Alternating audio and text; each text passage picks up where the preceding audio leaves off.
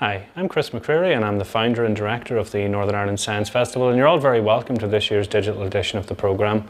We're delighted to have the continued support and partnership with the Royal Society, and this year we'll be presenting the winner of the Royal Society Book Prize, Dr. Camilla Pang, who's going to be here to talk about her book, Understanding Humans.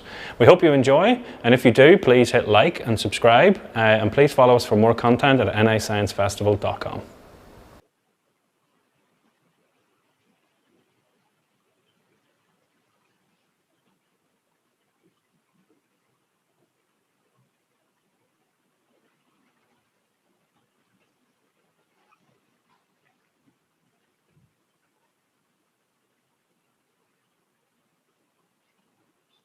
Good evening, everyone. It is my great pleasure to welcome you all to the 2021 Northern Ireland Science Festival.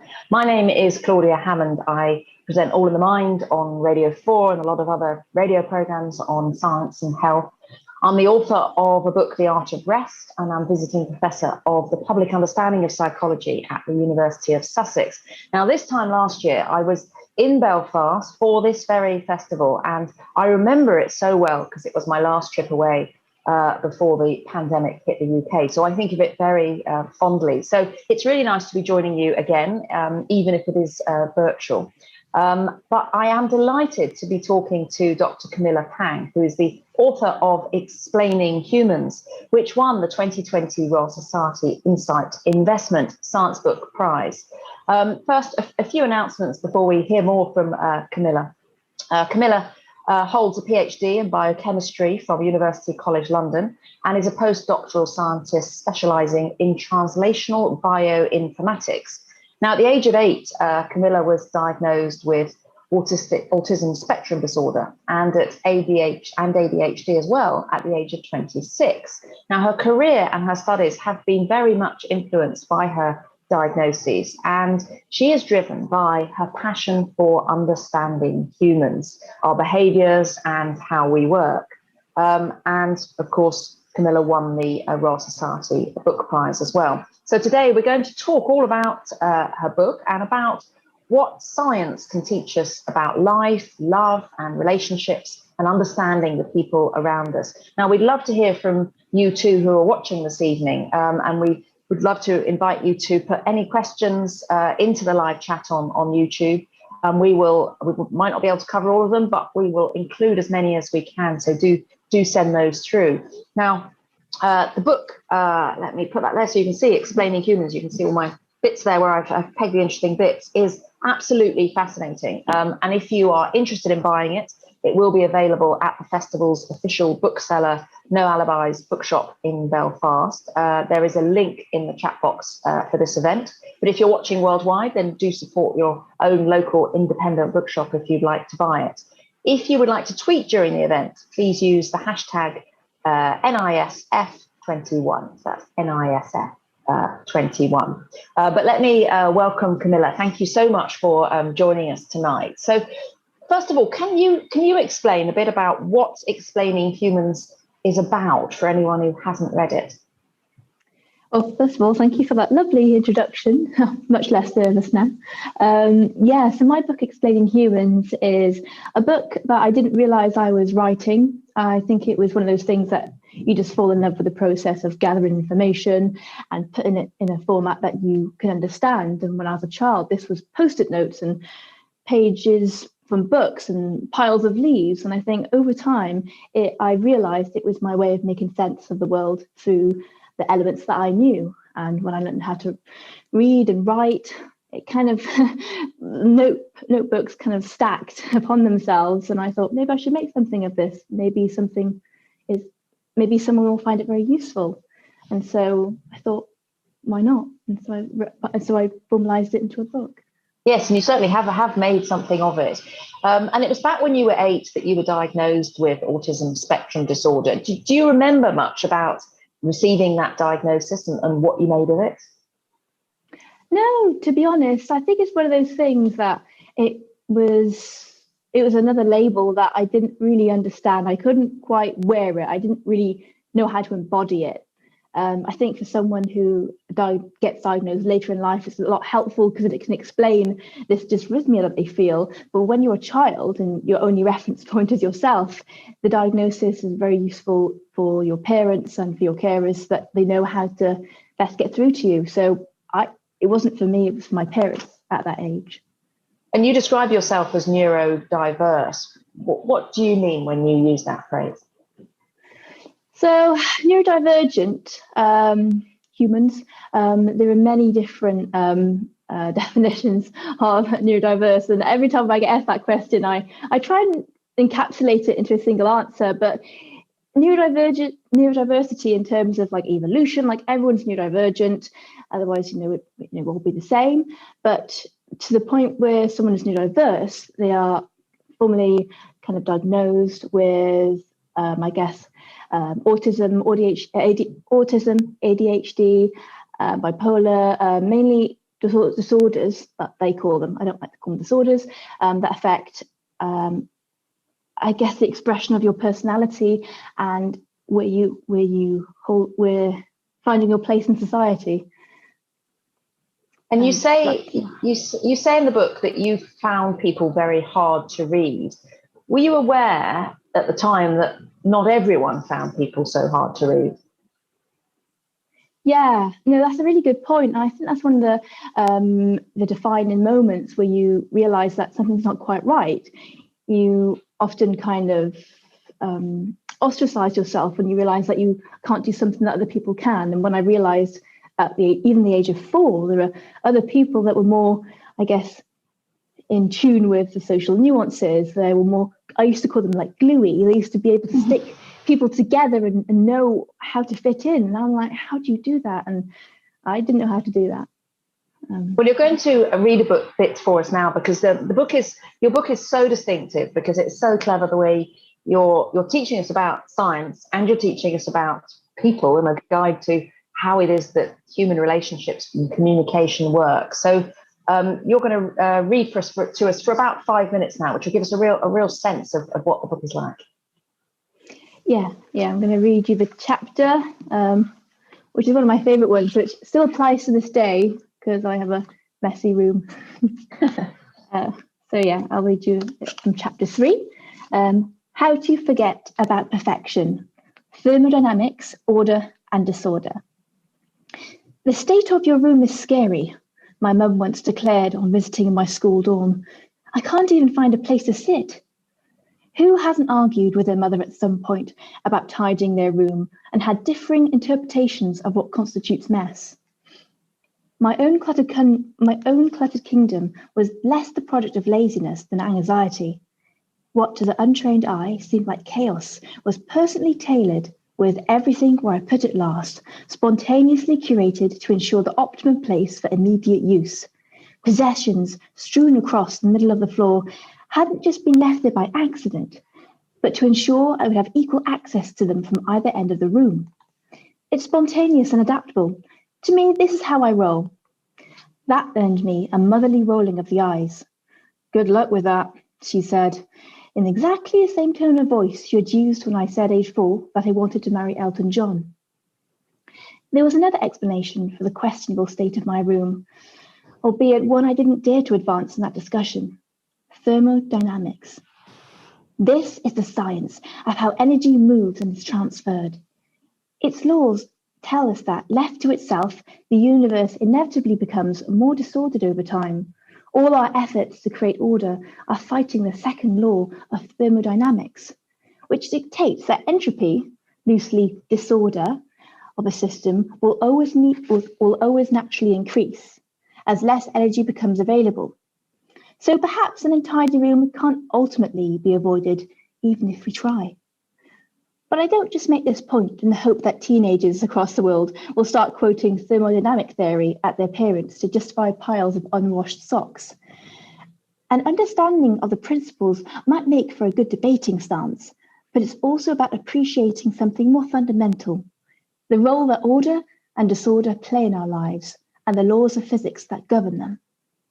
As I grappled in my living space, the desire to please my mother's sense of tidiness, along with my own needs, and the question of what even tidy was thermodynamic theory became my guide. It helped me to understand more closely my own desire for order and the ways in which that can and can't be achieved. The difference between something like a weekly meal plan, which just makes your evening more efficient, and the challenge of reconciling your vision of order, for instance, how to organise a room or plan a holiday, with that of your friends, family and loved ones. And it gave me a crucial new perspective that our efforts to create order in our lives do not exist in isolation, but in a messy context of people and inanimate objects, all with their own energetic needs.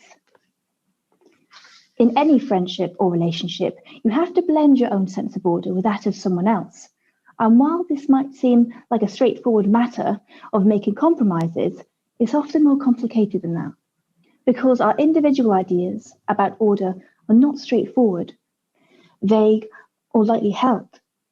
They are detailed masterpieces that have evolved from multiple layers of experience, preference, and deeply ingrained habit, and which represent silent expectations that are often only voiced when they have been breached. Try dab over that with broad brushstrokes, and you will quickly run into trouble. Unless we understand and respect these needs, recognizing the frame that thermodynamics sets for our lives, we will face an uphill struggle to achieve the equilibrium of mood, environment, and lifestyle that we seek. We are all trying to live the life we want, the way we want to live it, and at the same time as making room for other people's preferences, needs, and quirks, and reconciling with our own, with what is realistic in time and space. Appreciating thermodynamics allows us to work with the grain of the world around us. It's a key to a balanced life and a tidy room. Shall I go on? Yeah, do. Yeah. Okay, thanks. Making sure. I don't know. Yes, We've been for a while. It's great. A disordered, orderly person. For obvious reasons, it's always been important to me to have a sense of order in all aspects of my life, something that I can rely on. But unfortunately, that hasn't tended to translate into a tidy living and working environment. This is quite a common and paradoxical feature of autism, especially in mine, where we crave order and certainty, but often struggle to create it for ourselves. Therefore, when we manage to find a reliable means of controlling everyday order, we hold on to it come hell or high water, be it the arrangement of food on a plate, the positioning of curtains in a room, the exact layout of a workstation, or the appropriation of a specific chair. These all form the threads of routine we attached ourselves to, and which together help to bind our everyday functioning. But much as I love routine in all aspects of my life, I was struggling to create order within my own kingdom. To me, the books and papers were strewn all over, and my regal floor robe was simply a convenient, spontaneous layout that allowed me to find things quickly. At the same time, however, it bugged me that I was so overtly ordered in other parts of my life, but not in the space that was most important to me. Even though it suited one part of me to have things thrown all around, my OCD was kicking in and demanding consistency with the ordered Millie who existed elsewhere. It felt like I was lying to people, something I simply can't do, to say that I was an ordered person when my bedroom looked like this.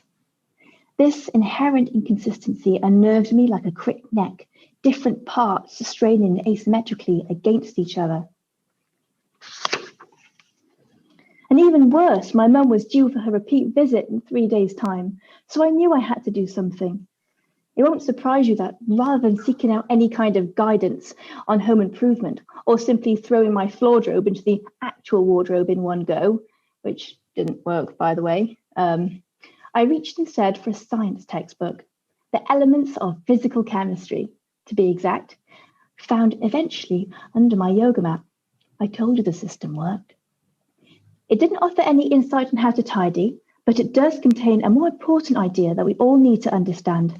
Creating order from disorder requires energy and is not thermodynamically favourable, something that happens spontaneously without additional energy being applied, like an ice cube melting. Tell me about it.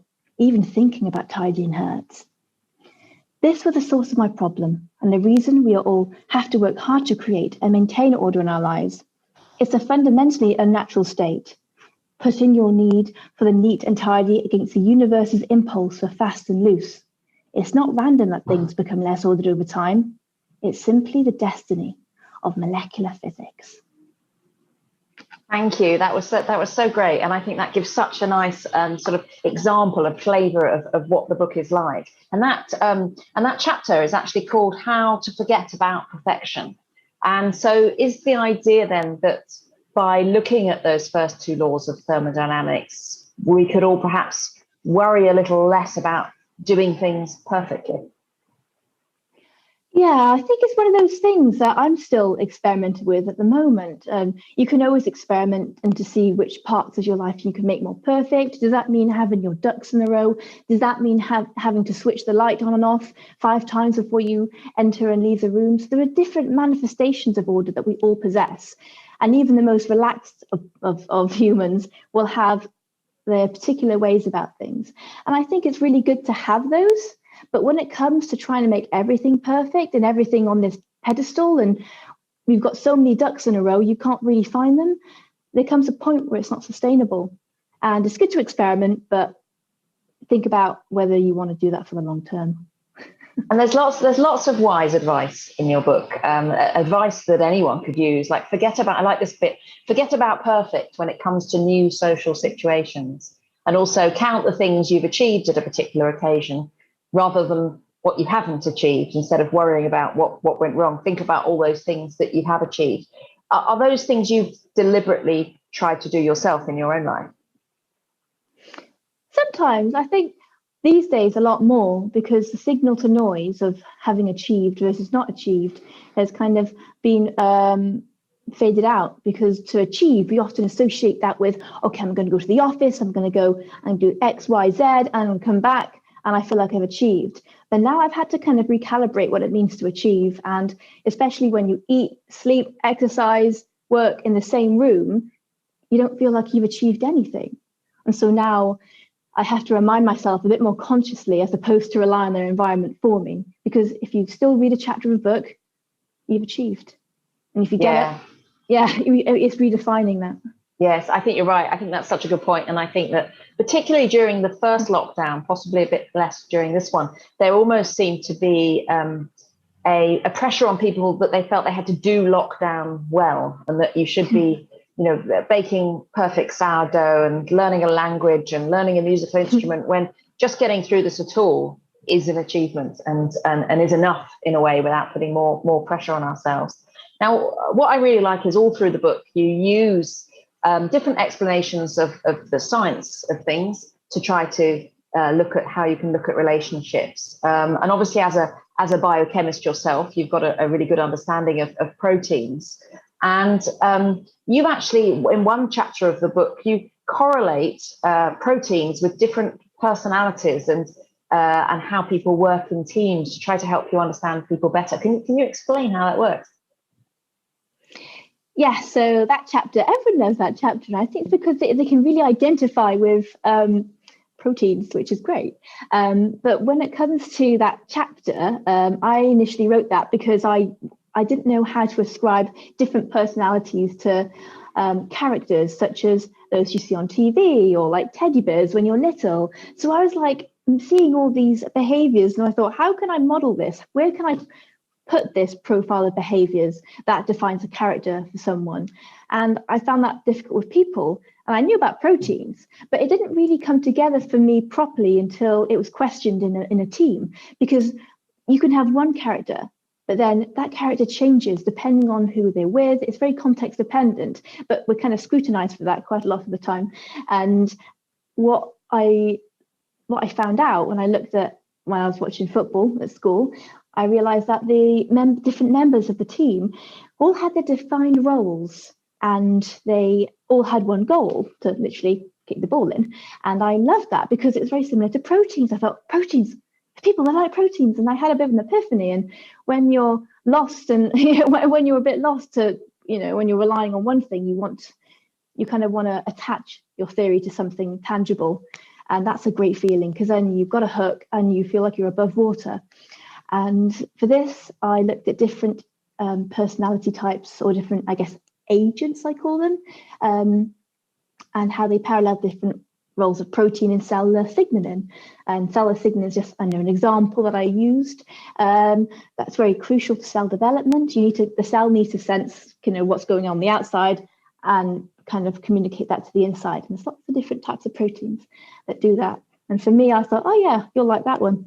You're a bit of a kinase. And no one knew what I meant, but I knew what I meant. And I like that what you've done there is you explain in the book loads about proteins and how different proteins work. So I was reading it, learning a lot about the science, and it occurred to me the book almost seems to be aimed at lots of different people. You can take the things you want to from it. So in one way, you said that you were writing it in order to for, say, people who are neurodiverse to understand neurotypical people better and how they are working, but also vice versa, because your descriptions of your own experiences will have given so many people a real insight into the neurodiversity. And yet, at the same time, it's a science book that's teaching you loads about science. Did you set out intending to aim it at so many different groups in a way, or is that just how it ended up that there are so many different things in there that you can learn? That's a great question. To be honest, I set it out and I wrote it with absolutely no expectation of who was going to read it. I was just really happy that someone liked it and I thought it'd be useful. And this is the beauty of books. I tried to make it as universal as possible so that a lot of people can see themselves in it, be it someone who's caring for someone who has autism, or someone who is yet to be diagnosed with autism themselves, or someone that wants to learn a bit of science, but they don't really know where to start. And so for me, it was kind of a mixture of different types of people. And I was just hoping that some would catch and they'd like it. So. And what has the year been like for you? Because people certainly did like it. You publish your first book, you win the Science Book Prize, and all of this happens, during a pandemic. What has the year been like? Because in one way, it's a brilliant year for you. It's been very interesting. It's been a learning curve, and also, I guess, a sense of occasion. And I said redefining achievement and redefining that sense of achievement is something that's been crucial to me. Because believe it or not, I actually do like people. And I think, and a lot of people, they say to me, oh, but you're autistic. I'm like, so I like people. They fascinate me. And so I do miss that. I'm not going to try and pretend that it's not been, easy. It's been quite hard, but I'm very grateful. And I think, if anything, it's quite on brand. So yes, I think that's true. Yes, in a way, it's perfect for this moment. And we've got some interesting questions coming in from the audience. Oliver is a fellow bioinformatician, and he says, what is it particular about bioinformatics that blends the combination of things that fascinate you? Oh, great question. So basically, it was one of the reasons was when I was trying to choose a PhD, I was like, okay, do I focus on this protein? Do I focus on this technique? Oh, but I might want to do that. And because I was just so greedy for proteins, the great thing about bioinformatics is that you can focus on so many different proteins and identify the patterns therein and look at, I guess, for my PhD, it was the evolution of protein structures and how different disease mutations mapped onto them. And I love that. And I think that's a great place to be, because then you can drill down into specific examples and then get to know them.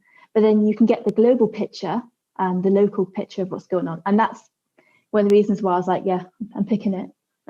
And so you've given an example of what you work on there, but can you give us a sense of what bioinformatics as a wider subject is? What does it cover? What counts as bioinformatics? Yes, it's quite a new field, relatively speaking, and bioinformatics is looking at biological data that's made in the lab, but on a computer. And it's not just like using Excel. It's more about, okay, if I do this for one protein, can I do this for 1 million? So it's a mixture of coding. It's a mixture of critiquing lots of different types of techniques so that you can kind of elucidate a conclusion or answering a question.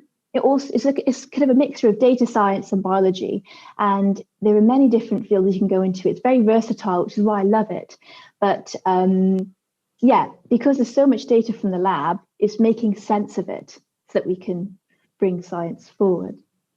And here's an interesting question from Garth. What is the best way for a neurotypical person to relate to or understand a neurodiverse person better? So you talked about how you try to understand neurotypical people. What should neurotypical people be doing to try to make an effort to understand neurodiverse people better? That's a lovely question, and I've not been asked that before. So thank you, because that's kind of that's what I want people to ask. And I think I tried to do that in my book. I tried to make people a bit more aware of what's going on in the head of someone that's neurodivergent. Specifically with autism, well, my form of autism, because every form of autism is different. And I think that's one of the things we need to understand also is specifically, what is your type of autism? How can I make your life easier? Sometimes I don't know what they need, but if you think about the sensory environment, for example, like if you're being really loud in a room, even though they might not be saying anything, inside they're trying to prevent themselves from having that anxiety attack. Or obviously you can't really, there are many different efforts to, for example, bright lights, loud rooms, putting people on the spot. And also I have anxiety attacks at work. And I think one of the great things about my work is that they don't judge me. I'm like, okay, I need 5 minutes out. It's unexplainable randomness that you'll be like, okay, cool, this is something that happens. Come back in 5 minutes. It's almost as if they're a part of you that you're just, okay, you do that. Come back when you're ready. How can I make your life easier? It's literally just an acceptance. And do you wonder whether you sometimes wish there's a lot of, sometimes is the world designed so you're expected to accommodate and change to somehow fit in with the people who are neurotypical? Maybe it should be a bit more the other way around, and maybe people who are neurotypical should be making more of an effort to allow for difference. Yeah, that'd be great. Well, this is what I'm trying to get onto, and I think I want to try and enable people, not just those who are neurodivergent, but those who are neurotypical, because it's all well and good being like, yo, I'm different, these are my needs, blah, blah, blah. But if someone doesn't know how to help someone, but they want to, that can be quite frustrating. So I never try and point fingers. These questions are really good, because then they think about what everyone else is unaware of and how to communicate our needs better without being judged as unreliable or weak. But just to know that everyone's different, and I'm trying to come up with ways to communicate that on a large scale, not just in my book, but I think generally as well. Yes, and I guess sometimes people can find themselves doing the exact opposite of what might be helpful. I can remember in interviewing somebody about autism spectrum disorder who had it herself, and she was saying that one thing she found really difficult was talk, and that on the way to the studio, in order to make people feel less nervous, I'll chat to them, and that's often the thing that's helping people. And she said she would so much rather just that we walked in silence, if that was okay, and that she was keeping herself together by concentrating and enjoying the silence. Is that something you can relate to? Is small talk a thing you like or don't like?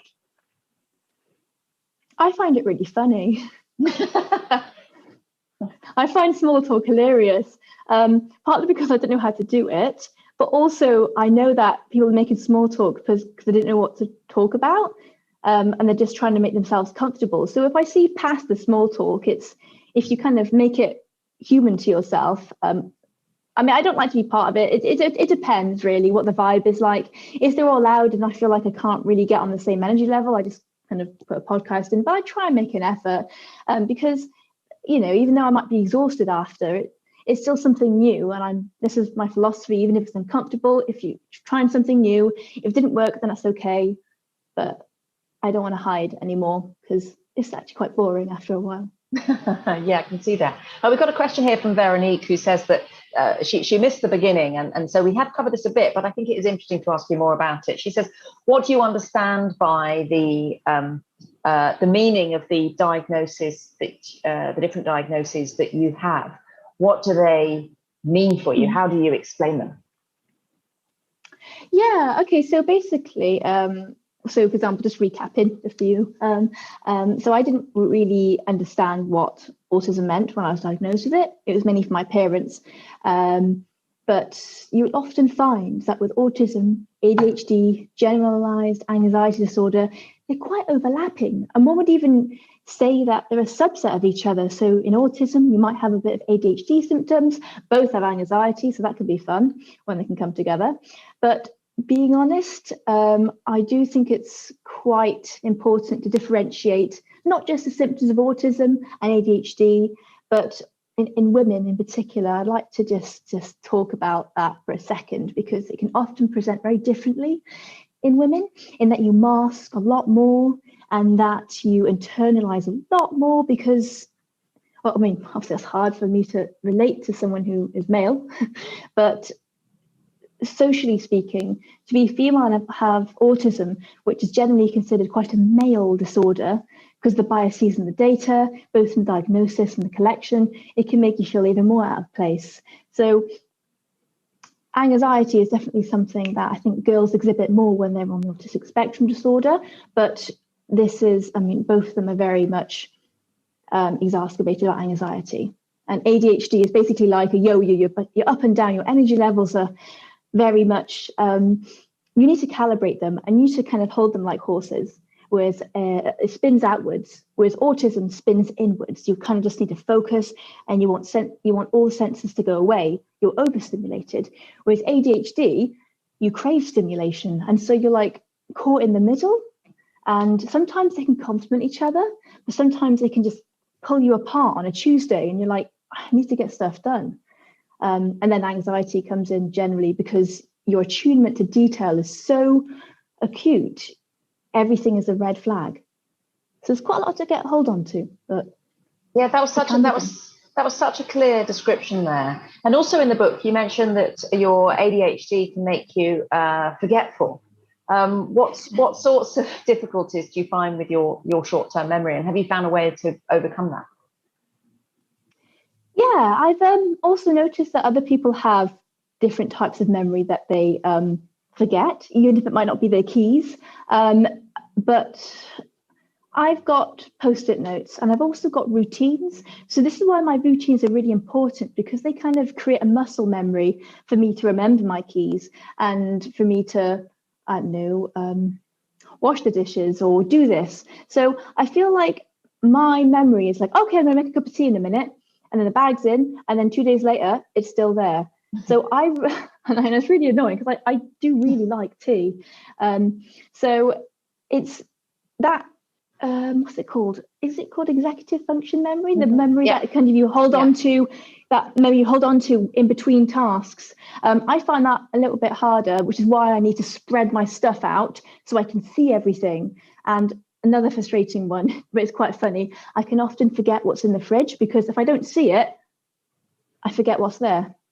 So it's tiny little details that you don't think you pay attention to. You think, oh yeah, I remember that. You don't. That's annoying. When it comes to trying to understand other people, are there everyday interactions or, I don't know, habits or gestures that some people might take completely for granted, but that you had to learn to understand? Yeah, well, thankfully in this pandemic, we no longer have to shake hands as often. And I know I don't like shaking hands. I don't mind the odd elbow, but I think I'm more of a wave person. And I think when it comes to greeting someone, this whole social distance thing will help recalibrate a bit more about what personal space means, because that's kind of nice in a way. So even though we're all on Zoom, it's put the world on reset. Everyone's a lot more respectful of these etiquette and what people want to, you know, what their boundaries are. So I think that's quite good. So do you quite like the world being on Zoom? No, I like people. I get a bit bored of my own living room. But I think when we go back, we can reoxidize ourselves to humanity again. We'll be a bit more like mindful of personal space and people. Like, I don't have to shake your hand. I can just wave and that'd be fine. That not just be an anomaly that I'm weird. I'll just wave and that'll be like it's normal. So that's quite nice. Yeah, I think there'll be a lot of waiting for a long time.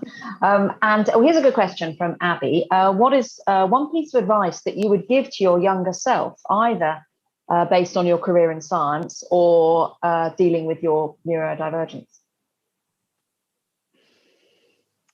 I think first of all, I'd just be like, keep going. You're doing everything right. And even if it feels wrong, it's right, because then you can at least know the kind of ups and downs of what can happen. And also to not put pressure on myself to make sense of everything, because some things are there, not everything has to make sense. Here I am, 29, and I still don't know what loads of stuff don't make sense. And so I think when I was little, I wanted to make sense of everything, and I was anxious if I couldn't kind of model it. And so I'd put less pressure on myself and just let things lie, and then that can be the experiment. Stop intervening with it so much. But there might be no book then, so maybe the process of being uncomfortable actually spurred me onto that book. So it's to give it a good go. Yes, that's true. So maybe you could have said to yourself, don't worry, you're going to win the Royal Society Science Book Prize, which is an amazing thing. So yeah. You use science all the time, as I was saying in your book, to explain different things. Now, I really like the bit about using Bayes' theorem to navigate uncertainties. So can you explain what Bayes' theorem is and how that could possibly relate to people? Yeah, so I use this as a proxy to simulate the sense of condition or context. Because if I just say, oh yeah, there are, so Bayes' theorem is a mathematical theorem that looks at the probability of something happening based on what's happened before. And I think that's quite useful, especially when all your life, you take things literally and you take things at face value. It can mean that you're not as aware of the context in which someone is expressing themselves. And if you want to know what they need, you're like, okay, it's really hard to begin with because you don't know them at all. But over time, you start to develop a kind of a pattern of their behaviors. And this pattern, and for me, was initially done by Bayes' theorem, because it was simple, and it was simple in the sense that it was based on the conditional. I don't know why I'm being too complicated. I don't want to be overcomplicated, but it also enabled context. And for me, that was everything. And that was how I formed empathy. Because ultimately, if you know where someone's coming from, and for example, even that question, what can neurotypical people do to help people who are neurodivergent? Like, what can we do? Because we understand that it's not as easy for you. So what can we do? I think that demonstrates Bayes' theorem in the sense that you know where I'm coming from. And therefore, I like to simulate that using maths so I could develop that empathy. And so that helps you then deal with some of the uncertainties there are around interactions with people. Yes, some of them. It gives you the bread and butter, I'd say, but I've learned to not rely on it, because what I do with these experiments is that I live them to the point of insanity, aka everything is Bayes' theorem, just to test it. How far can I go with this theory? And obviously you can't go, it's a simplified theory, it's effective, but it doesn't work for everything because it's only based on what you know. And there's a lot that we don't know. So true. And here's another question from Veronique, actually, which is an interesting one. You were mentioning empathy just now, but do you mind what people think of you? And do you get frustrated if you say something and people take it the wrong way, or are you not bothered what other people think? It's a great question. And I think this year has definitely tested that. I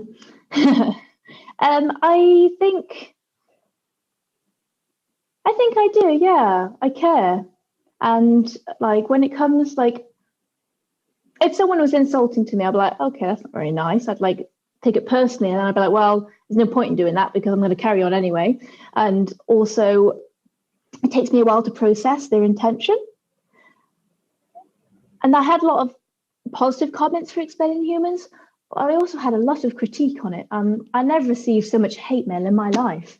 But that was a great lesson, because it reminded me that there is no one solution to everything. I tried to create this book as a way to unify people and different sides of, people who like science and didn't like science, neurodiverse, neurotypical, and you can't please everyone.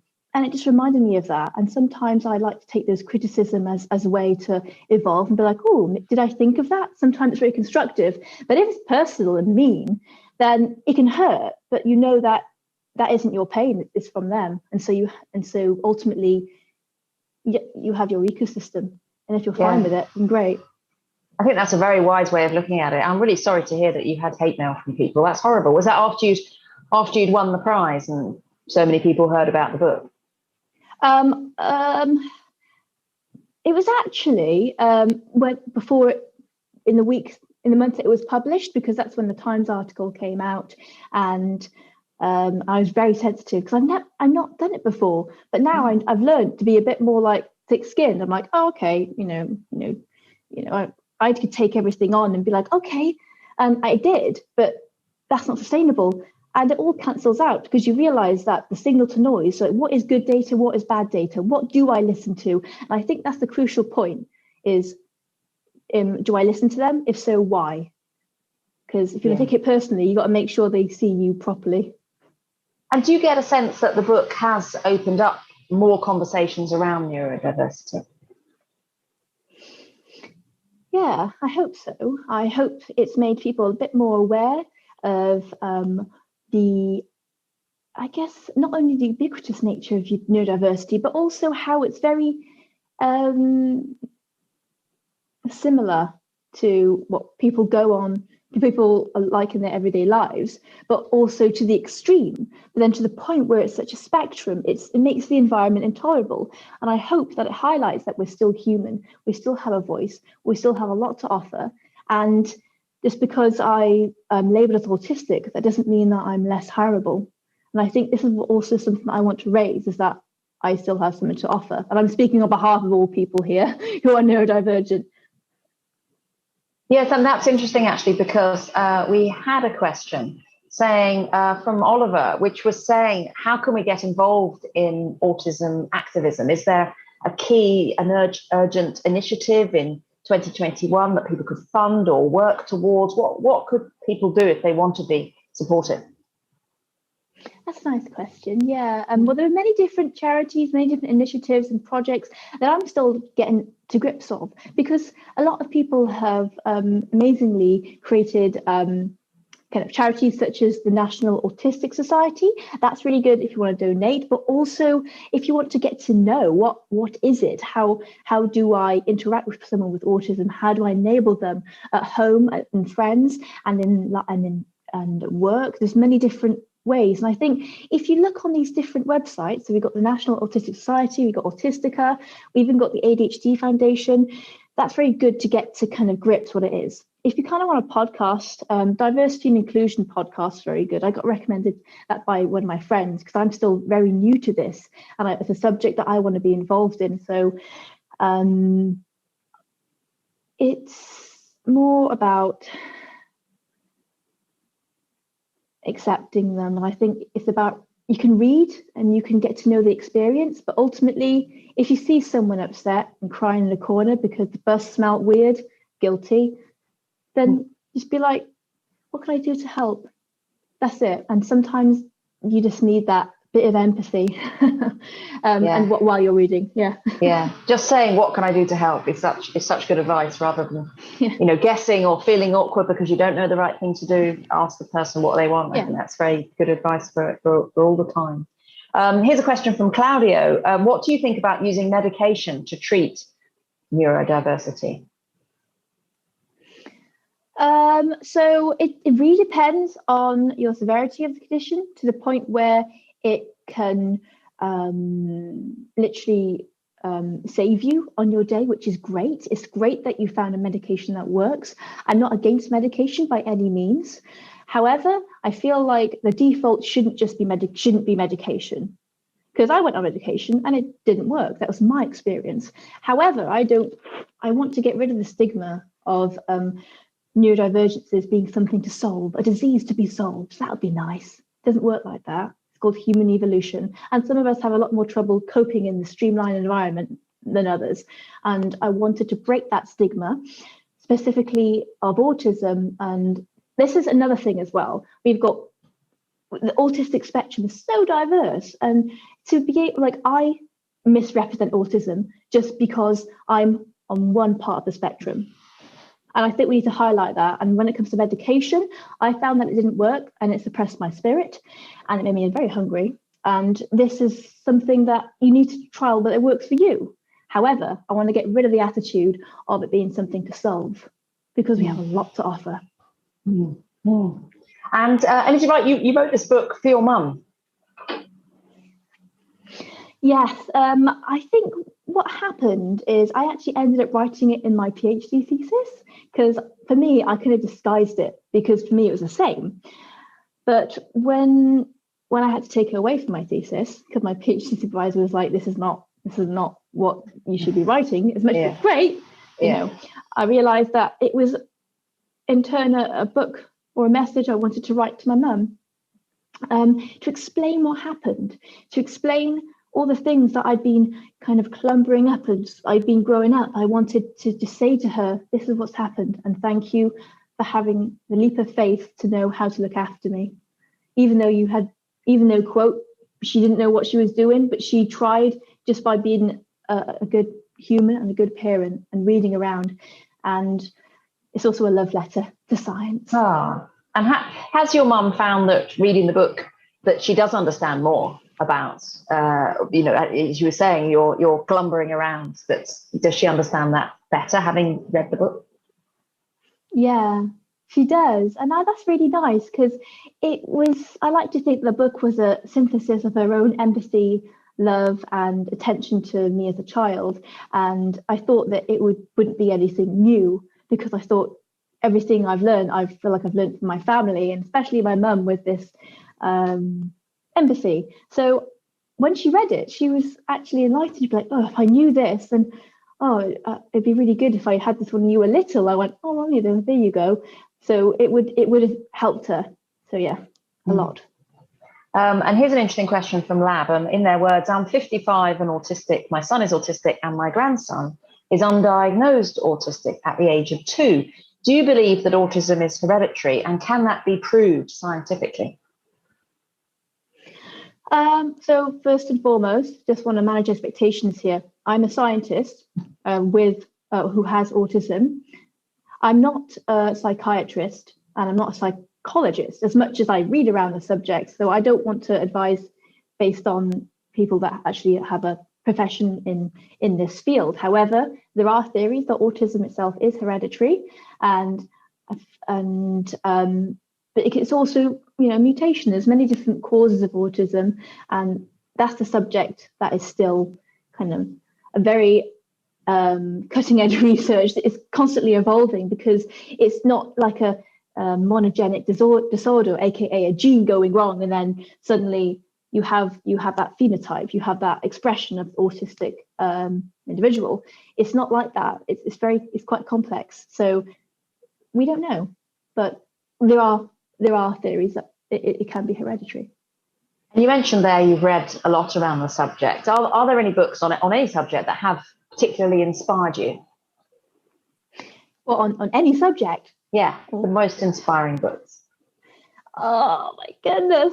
I've literally got about 200 books behind me. Go on, let's have a little look, shall we? It's very messy. I'm very sorry. Show us. We can see your post-it notes. Yeah. Oh, there we go. That's nice. No, I don't know. So currently, I am reading Homo Deus, and I absolutely love it. That's a great book. It's quite chunky, so it's good for an audiobook for me, because when I run, it's nice to read it. There are so many books that I could talk about. That would be another hour. But currently, that's the one I'm reading, and I'm really into at the moment. Yeah, good recommendation there. And what is next for you? Are you writing another book? Are you concentrating on your scientific work? So I'm carrying on with my scientific work at a pharmaceutical company, but also excitingly, I am working on something. And can't say too much, but it's very exciting. That's all I can say. And do you enjoy writing? Does it come easily to you? It feels so, reading the book, it just feels so fluent that you could almost imagine, oh, this was easy, but I know that writing isn't always easy. I think it is easy for me. The easy part, the writing, the ideas, the synthesis, blah, blah, blah, it's literally everywhere and it's amazing and I love it. The hardest bit for me is the structuring and knowing how to anchor the different things to different principles that people like.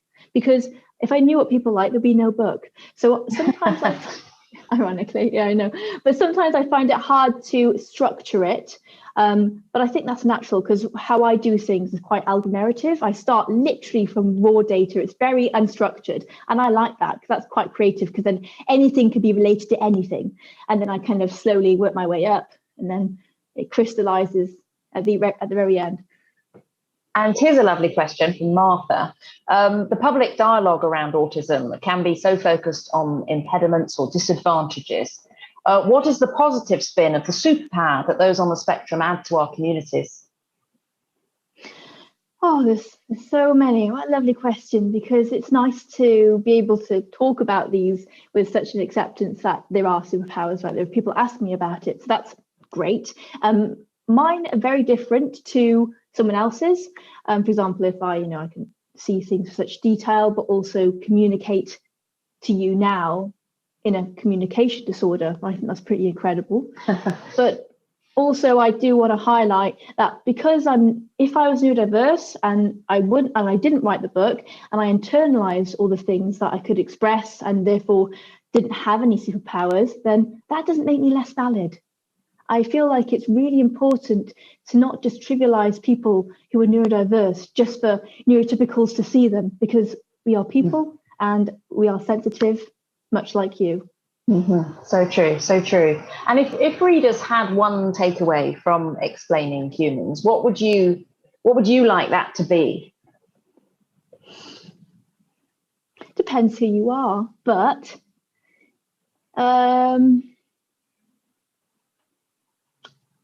it does depend who you are. It's quite hard, but I think I said this in my Royal Society talk with Brian Cox, because he asked me what it means to be human, casual, on the spot. Big question, Big question. And then I just said this. I said to just give it a good go. And I'm going to say that again, because that's what it's about. It literally is. And this gesture of empathy, explaining humans, was my way of just giving it a go, because that's all you can do. So even when it feels wrong and it feels out of place and everything couldn't be more chaotic, brilliant. That's the good starting point for creativity. And if people give it a go and it doesn't work out, then I guess that doesn't matter because they gave it a go. And you just keep going if you want it that much. And I think that's the thing, you aspire to, it's almost like a thrill of the chase of things trying to make sense. And I think I mentioned this in my second, body of work I can't yet talk about, is this whole process of experimentation and how one failure can really set us back. And I think it's important. I mean, that's not how a scientist thinks, even though I think like that sometimes. I take it really personally if the computer throws a bug at me, but ultimately I know that I have got to have a meltdown, I've got to cry, but then I got to carry on. And here's a question from Kathleen. Was there a time in your life growing up where you found your personal experience of autism to be the most challenging? And if there was, what coping mechanism did you use at that hardest time? Yeah, that's a very interesting question, because when I was at school, I kind of used the veil of information and books and reading to kind of cope with my, my autism, as a substitute for maybe interacting with people. I didn't really mind being, like, for example, if I get it wrong in conversations, I get it wrong in conversations. I mean, that's just, for me, that is small. But what I really struggled with in adulthood, ironically, was in my PhD. And every day, I love to be busy, I love information, I love to be stimulated and focused, was when I was editing my thesis. Every day was like, okay, how many commas are you going to edit today? And then because I was frustrated, when I get frustrated, I I don't know what to do with myself. I have meltdowns all the time. And because I had sciatica because I was sitting down doing my thesis, I couldn't run. And that was really hard because you boil under the surface generally as people, but especially when everything's coming at you a million miles an hour because you're picking up so much light, sound and everything, you feel like this giant bubble. And if you can't run it off, if you haven't got an outlet, you go absolutely, it's a horrible place to be. So that was really hard when writing my thesis. Yeah, well, you have given us so much wise advice there, and it is a really great book. So thank you so much, Camilla, for joining us. It's been wonderful to hear more. It was wonderful reading the book, but it's been wonderful to hear more about explaining humans as well. Thank you as well to everybody that's watching this evening, and of course, and for all those really good questions that people sent in. And if people enjoy this event, do check out the rest of the programme at nisciencefestival.com. Or you can follow the festival on social media, on Facebook, Twitter, and Instagram at NISciFest. And if you want to see, you can see more online video content if you hit the subscribe button below this video. Do have a lovely evening, everybody. And don't forget, you can get yourself a copy of Explaining Humans from the NI Science Festival bookshop, No Alibis bookshop in Belfast, or from your local independent bookshop if you are somewhere else. So good night to everybody. And thank you again so much, Camilla. Really lovely to talk to you. Thanks. Thank you so much.